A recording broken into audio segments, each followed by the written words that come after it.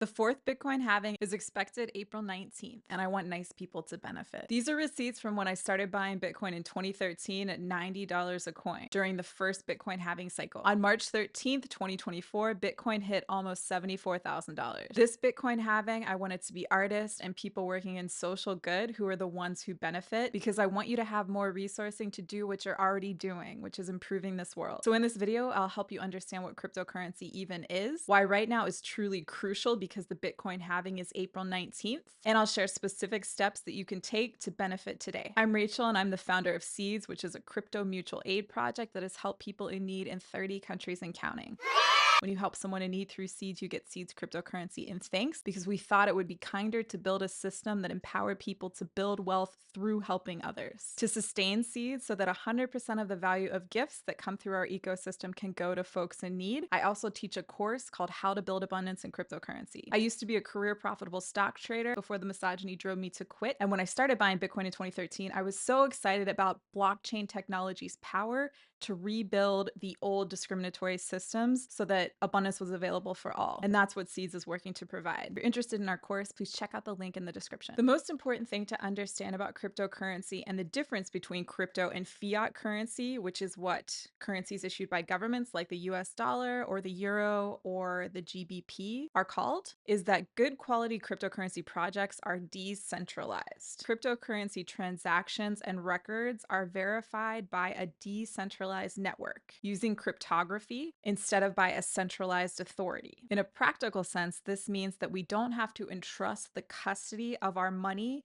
with a third party like a bank. We can use what are called self-custody wallets to retain custody of our cryptocurrency and invest it to make additional profits at the same time on decentralized platforms. And the reason this was so exciting to me coming from the world of Wall Street was that I saw a way for us to create more democratic access to money. Money is not scarce. It's everywhere. Governments around the world are continually printing more money all the time. There are 180 different fiat currencies in the world. But even though money isn't scarce, it moves in strange ways because there are so many gatekeepers blocking abundance for the majority of people. Decentralized cryptocurrency tools present an alternative to that, particularly with platforms like Seeds. Bitcoin is the pioneering cryptocurrency, and its genesis block was mined in January of 2009. I was a professional stock trader at that time, and that's when things were failing. Governments were bailing out the banks. Bitcoin was created as a direct response to that, to get us away from a system that required that centralized governments bail out centralized banks at the expense of the taxpayer. It is not a perfect system. It's presented its own specific challenges, particularly as it's scaled and it's now consuming greater amounts of power, but the technology's potential for good was extremely exciting. It's intended to be effectively deflationary in design, in contrast to inflationary fiat currencies like the US dollar, which are continually eroding in value. An important part of that design is the Bitcoin halving. It's called the halving because when it happens, which is roughly every 4 years, the rewards that are generated by the Bitcoin ecosystem are cut in half. That reduced supply tends to result in greater demand, which has historically driven prices up. The next halving, the fourth halving in Bitcoin's over 15-year history, is circa April 19th, 2024. The first halving was on November 28th of 2012, and the Bitcoin price at that time was $12.40.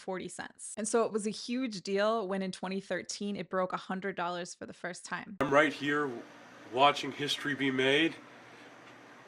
Bitcoin is now up to $111. But there were some challenges. There was this website called Silk Road, and it was basically like the eBay for every illicit activity you could imagine. Like you could hire a hitman on this platform, and people paid with Bitcoin because transactions are anonymized. So the feds in the US shut Silk Road down in September-ish of 2013, and the price of Bitcoin dropped to $90 a coin from all-time highs that it had made in April of $263 a coin. The former professional stock trader in me saw that, there was this really interesting technology and the price had just dropped very quickly. And typically, when that happens, there will be a price retracement that can also happen relatively quickly. So I started buying as much Bitcoin as I could afford. And I also started loading up on Litecoin, which was then thought to be the silver to Bitcoin's gold and was much cheaper. Within a few months, Bitcoin had made new all time highs of about $1,170 a coin, and Litecoin had broken $42 for an even more profitable trade. And that phenomenon, in which a cheaper cryptocurrency ended up being much more profitable to invest in than the more expensive cryptocurrency Bitcoin, that is something that I've observed every single market cycle since. And it can be a powerful tip to keep in mind when you're choosing the cryptocurrencies that you want to trade. But then in February of 2014, there was a massive centralized failure. Mt. Gox was the biggest Bitcoin exchange around at the time, and they handled consumer deposits in fraudulent ways. So the mainstream narrative about cryptocurrency became very negative. People associated Bitcoin with hiring hitmen and this fraudulent failed centralized exchange. And that kept the market pretty quiet until we came upon the next Bitcoin halving cycle. When Bitcoin hit all time highs circa December 2013, January 2014, I had to sell all my Bitcoin to cover bills. And this was largely because venture capital discriminates against women heavily, and this number is getting worse. Obviously, if I wouldn't have had to sell the crypto at that stage, I would have a lot more wealth today. So Seeds is designed to help people avoid having to do what I had to do. Instead of selling off your assets if you need to cover bills, you can redeem a single seed to ask for help to receive the money that you need, because going through that is painful, and I want other people to avoid it if possible. In 2014, Seeds, our organization, went through a Bitcoin-focused accelerator because I understood that there must be some way that cryptocurrency would fit into our ecosystem. At that time, we were making microloans to people in places like Kenya. And I wasn't sure how it would work. The technology just wasn't there yet.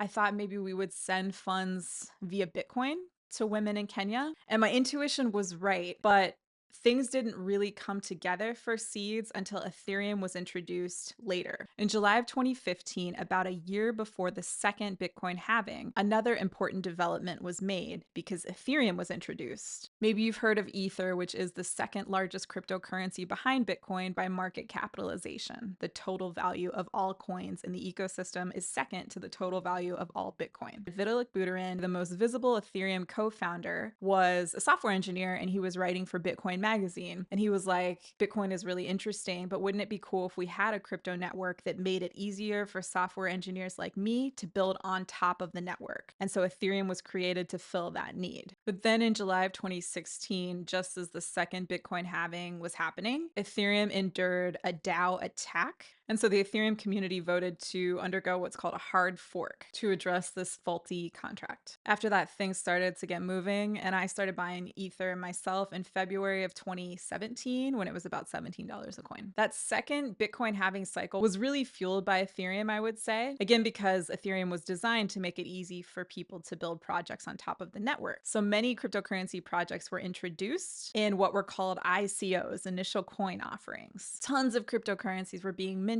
on Ethereum and raising obscene amounts of money for their projects. And by December of 2017, we saw new Bitcoin all-time highs of $19,400. But the ICO bubble had to burst. A lot of those projects weren't necessarily of good quality. Many of them didn't even have a real need for a token at all. They were just shoehorning this in because they saw that you could raise a ton of money if you did that at that time. And so many of the projects that came on the scene back then are no longer around today. And that's one of the good things about the market downturns when we go through what people call a crypto winter, because the scammy projects and just generally projects that aren't of good enough quality, they don't make it through the crypto winters. So it helps you trust that what's remaining is going to be of better quality and is therefore a better investment. Ethereum was really important for Seeds because that was the missing link. I saw that we could mint our own token and we could use Seeds to allow people to ask for help when they needed it. And down the line, I realized that we could also reward givers, so that when you're helping someone in need through Seeds, you're getting Seeds cryptocurrency in thanks. So COVID lockdowns are coming up in March of 2020. On March 9th, the stock market collapsed.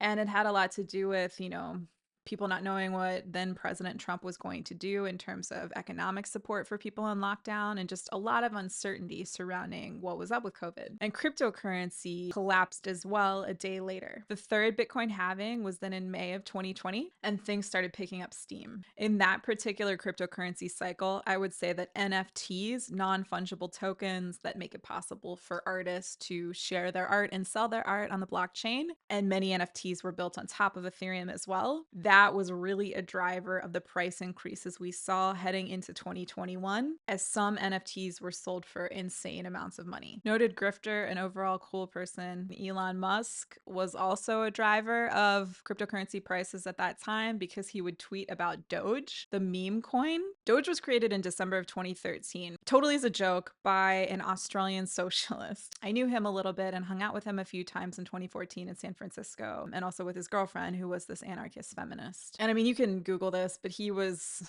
horrified to see that someone like Elon Musk, this hyper-capitalist tool, started promoting Doge when he had created Doge as a criticism of ignorant, blind cryptocurrency fervor. It got so crazy that Elon Musk was talking about Doge, I think, on Saturday Night Live. Well, it was another great week for investors, with the stock market reaching record highs and cryptocurrency continuing to boom. Here to explain cryptocurrency is Weekend Update financial expert Lloyd Ostertag.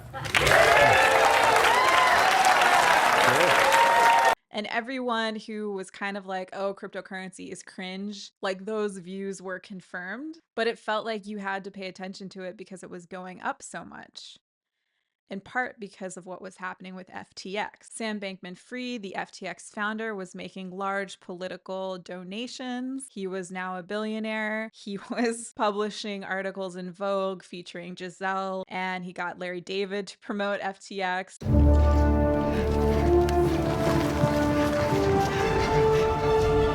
I call it the wheel. I don't think so. What does it do? It rolls. Yeah, so does a bagel, okay? A bagel you can eat. One of the worst ideas I've ever heard. Brother David, behold, the fork. I got 10 forks right here, baby! Am I right? My lord? What is it? A toilet, my lord. A toilet? You expect this court to do its business inside? We're not animals. We go outside like humans. It's coffee. It's new. Oh, it's awful. You don't like it? I'm all jittery and feel like I got a big job coming on. Hancock, you sign first. No king! Gentlemen, have you taken leave of your senses? The people shall have the right to vote. Even the stupid ones? Yes! Stupid people vote? Yes!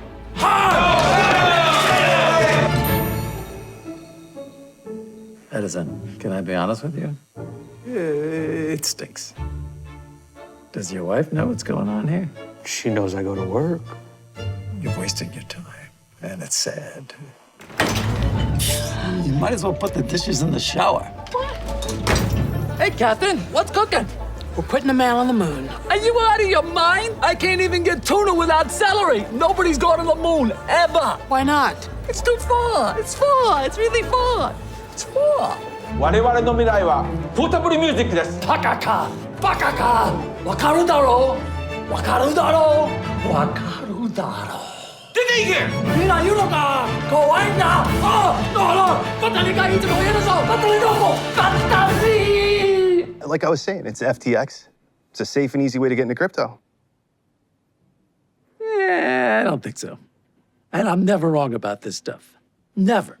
Cryptocurrency was beginning to seem unavoidable, but in this really gross feeling sort of way. And by December of 2021, new all-time highs were reached. And then in 2022, that changed. Terra Luna, a project founded by this dude Do Kwon, who also had problems with toxic masculinity, collapsed in 3 days in May 2022 and wiped out $50 billion in valuation. This destabilized the market as a whole, and FTX, among other centralized entities, were affected. To be clear, FTX failed for the same reason that banks have failed for hundreds of years. And this is again the reason that it's so important to get money off of centralized exchanges and into a self-custody wallet as soon as you can. FTX had poorly invested consumer deposits, and then when things looked uncertain and consumers wanted those deposits back, FTX couldn't cover it. I gotta say that it was really frustrating for me as the female founder of a social good cryptocurrency ecosystem to see the way this was depicted in the media as though it were cryptocurrency's fault.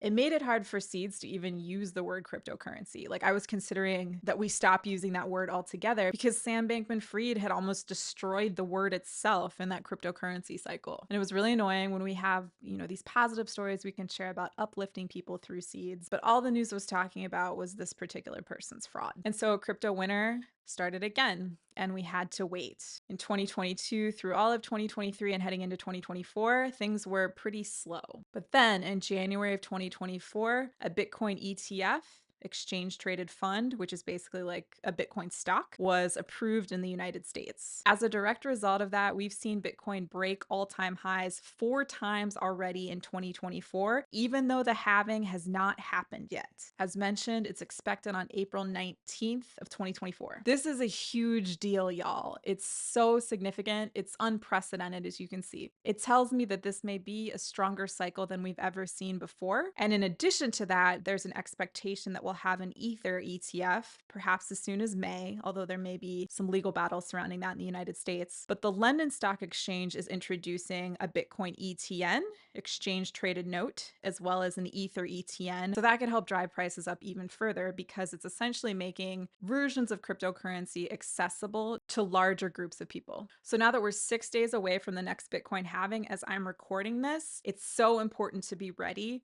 And this is how you can prepare. So first things first, you need to get a good quality self-custody wallet. We know that there's self-custody wallets when we have exclusive access to the private key or the mnemonic device for that wallet. The 2 self-custody wallets that I personally use most frequently are MetaMask, because they have a Chrome plugin that I can use in my web browser. And much less frequently, I use the Coinbase Wallet self-custody tool, not to be confused with Coinbase's centralized platform. When I feel I need a little bit extra security, I'll use a multi-sig wallet like Gnosis Safe. Multi-sig wallets require multiple signatures in order to authorize a transaction. So if one wallet is compromised, then you're not going to get hacked. I personally never felt the need to drop money buying what are called hardware wallets. Ledger and Trezor are 2 popular brands because you can simply keep your private key offline and stored in a secure place instead of spending the money to buy the hardware wallet. The second thing you need is to open an account on a good enough quality centralized exchange. I know I've been kind of demonizing centralized exchanges throughout this video, but there's still something of a necessary evil because most of us are going to need to buy cryptocurrency with fiat currency like the US dollar at some point in time or another, and centralized exchanges make that possible. To be clear, I don't think any centralized exchange is good. I can't give a ringing endorsement for a single one. The energy of all of them is just some of the worst corporate energy, unfortunately. So I think we have to look for the least worst options when choosing centralized exchanges. For me, that's been Coinbase, very reluctantly, Gemini as well. I also use Kraken sometimes, and I would really discourage people from using Binance. I'll put a link in the description to Gemini so that you can get a little bonus if you want to sign up there, and it gets us a little bit of a bonus as well. But again, I can't stress enough that we want to use centralized exchanges briefly and get our cryptocurrency off of them and into our self-custody wallets as soon as possible. Another way to access cryptocurrency using fiat currency is to make a gift through Seeds. You can help someone in need through Seeds on our website using a credit or a debit card, and we'll send you Seeds cryptocurrency in thanks. So that can be a way to engage with cryptocurrency that not only helps people, but also allows you to avoid having to use these centralized platforms. But at the same time, you're probably going to want to have one of those accounts at some point in the future to access a variety of cryptocurrencies with fiat currency. So it's not going to hurt to have one open and ready to go.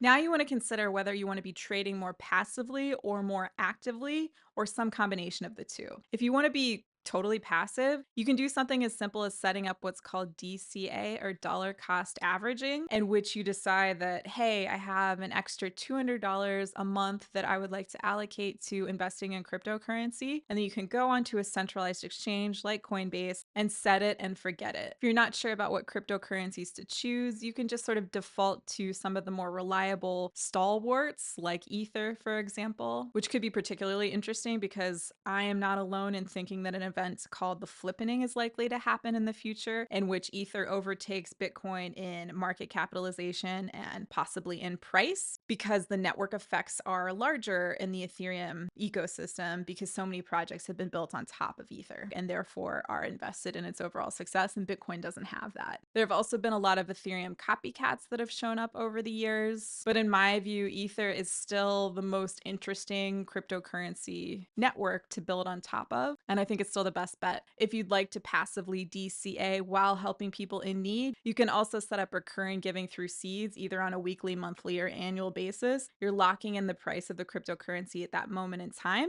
because you receive seeds and thanks at market price at the moment that you gave. So you're getting that benefit that DCA provides, but you're helping people in need at the same time. If you'd like to go further and be more active and intentional about your cryptocurrency trading, what I always suggest in our course, How to Build Abundance in Cryptocurrency, is to take some time to actually write down, to actually articulate what your values are and what your goals are, both in a broad financial sense and more specifically in terms of cryptocurrency trading. Maybe your goal is as simple as, wanting to make more profits, and you can define, what you want to do with that money. Maybe you want to buy a house on Martha's Vineyard. That's something I would personally like to do when I have more money in the future, or whatever it is. If I were doing the exercise and I were articulating my values, I come back to this idea that I want us to transcend late stage capitalism. I think probably the biggest single thing that is robbing human potential is the fact that we're forced to work jobs that are not the right fit for us because we need money to survive. So Seeds is working to transcend that paradigm.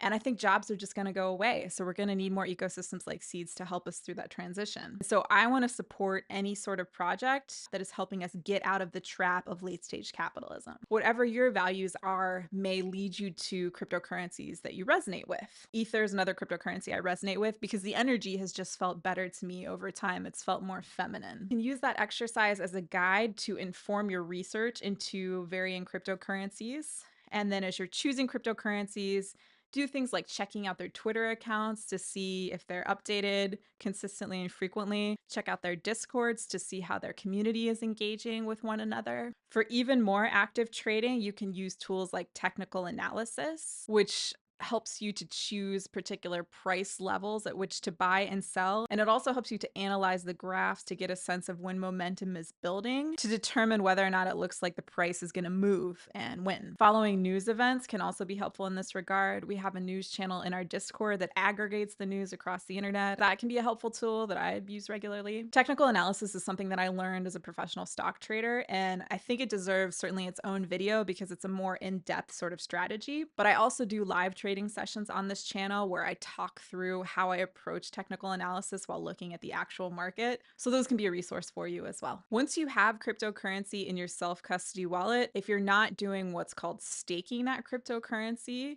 it's kind of like hiding cash under your mattress. Once you have it, you might as well put it to work. But the exciting thing about staking in DeFi is, as mentioned earlier, we're holding on to the custody of our funds as we're staking. So we still control our money, but we're getting added benefits through earning fees. And then things like staking bonuses can come into play, and also airdrops, which are often just surprise free money. It's important to recognize that there are centralized exchanges now that are using the word staking, but it isn't actually staking when we're doing it. So again, I would strongly suggest that you're only staking on decentralized platforms. Uniswap is the one that I use to stake, and you're going to connect your self-custody wallet to that platform when you stake, and then you can disconnect it after. You can sometimes see insane returns, like in this example here. I had only staked for something like 10 days, a week and a half or so, when I got this return. This isn't going to happen all the time, and again, as I said, it's a more advanced technique, so it requires some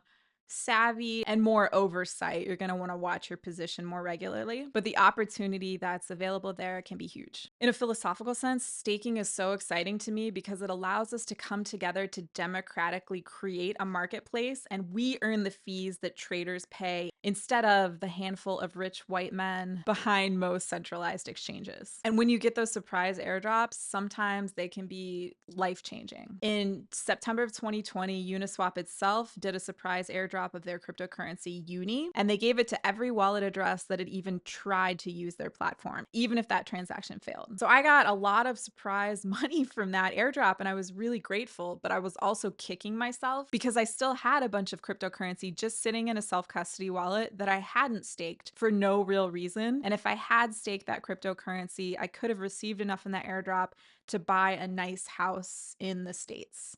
It would have been a substantial amount of money. So don't be like me, stake your cryptocurrency. Nothing in cryptocurrency is without risk, of course, but so long as you're protecting your self-custody wallet's private key or mnemonic, and you're making sure to only connect your wallet to reliable, trustworthy platforms, because sometimes fake websites pretend to be other platforms, and we have to be careful about that. As long as you do those things, you'll be okay, and you can get sometimes substantial rewards. Seeds has a current staking bonus that we're offering to incentivize staking in the Seeds Ether pool. And the other thing that's really cool about that is that when we're staking in the Seeds Ether pool, we're actually creating the mutual aid pool that allows the Seeds community to help people in need all around the world. In places like South Sudan, as we understand, the government doesn't issue women IDs, and therefore they can't open bank accounts, but they can, and many of them have redeemed Seeds to ask for help, and we can send those funds to them directly because they do have mobile phones with internet access, so they can receive the cryptocurrency and use it. This was one example of that, where a group in South Sudan redeemed a seed to ask for help after UN aid came into their community to dig this well, but then the UN aid organization left, and these women and children had to stand in the mud in order to fetch water. So they redeemed a seed to ask for help to get the funds to pave the area to address that problem, and we were able to help them out directly. If you're interested in learning more about staking, I have a variety of staking demonstration videos on this channel, and you're welcome to check those out. Again, I can't overstate that right now, heading into the fourth Bitcoin halving is an especially crucial time for us. I want to do all I can to make sure artists and people working in social good, people with a lot of feminine energy, regardless of your gender, are benefiting from cryptocurrency this time around by getting involved around this juncture, because the historic data shows us that it's likely to be potentially very profitable for you. If you'd like to develop your skills more as an active trader, as mentioned before, we have a course called How to Build Abundance in Cryptocurrency, and you're very welcome to join. The course serves people at whatever level you're at. You can be a total beginner, and that's cool, or a more advanced trader. The course includes Seeds cryptocurrency when you register, which makes it effectively free when you pay up front. And while, disclaimer, past performance doesn't guarantee future results, Seeds went up a ton in the last cryptocurrency market cycle. So again, getting involved around the time of the Bitcoin halving may prove to be especially beneficial. What's more, the course sustains Seeds so that 100% of the value of gifts that come through our ecosystem can go to people in need around the world. So it's really designed to be like a win-win-win. You can learn more about the course at the link in my bio. And there's also a link there to sign up for updates and tips about Seeds and cryptocurrency generally, if you're interested. I really can't bear it if it's just the same type of sort of gross, toxic masculine energy that is driving the cryptocurrency sector this market cycle. So we need to share about Seeds and share about these tools with as many people as possible who are doing more to make this world a better place. If that's you, please get involved in some way around this time, whatever it is you do, because you deserve abundance.